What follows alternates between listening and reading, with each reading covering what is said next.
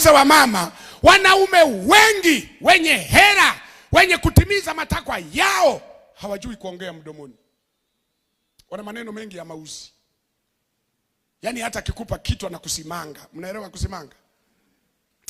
Kula, kwenu hamkuzoea kula vitu kama hivi. Vaa, hukuzoea magauni yake ya maana kama haya. We, funga mlango pole pole. Hiyo ni gari, usifikiri mlango wa mabanzi wa mbao rejected. Sijui fanya hiki. Ana maneno mengi lakini ana hela. Sasa una maamuzi yako. Katafute mpole, hana hela, au uishi na huyu mwenye maneno ya ajabu ajabu ufaidi. Wamama hai, utachagua yupi? Kwa sababu niliwahi kuambia matusi ya mwenye hela hayaumi sana.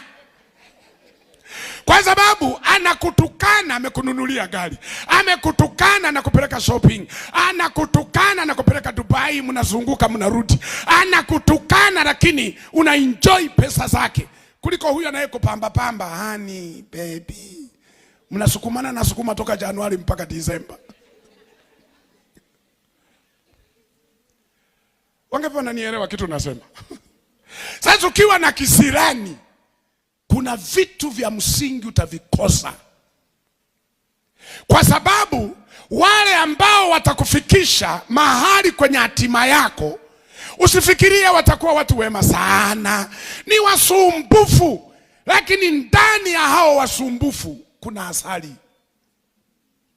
Huwezi kuipata asali kutoka kwa inzi ambaye hangati wala hana nunu, yani hawezi kukuharibu. Unaweza kupata asali kwa inzi. Asali inapatikana wapi?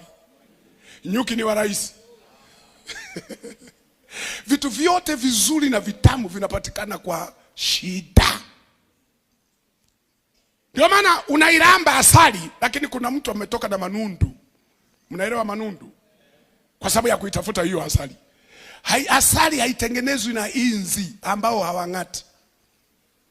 Siku zote watu muhimu kwako ni wale ambao watakuumiza, watakusumbua, watakuwa na lugha za mauzi, watakuwa na nini, lakini ondoa kisilani ule mema yao.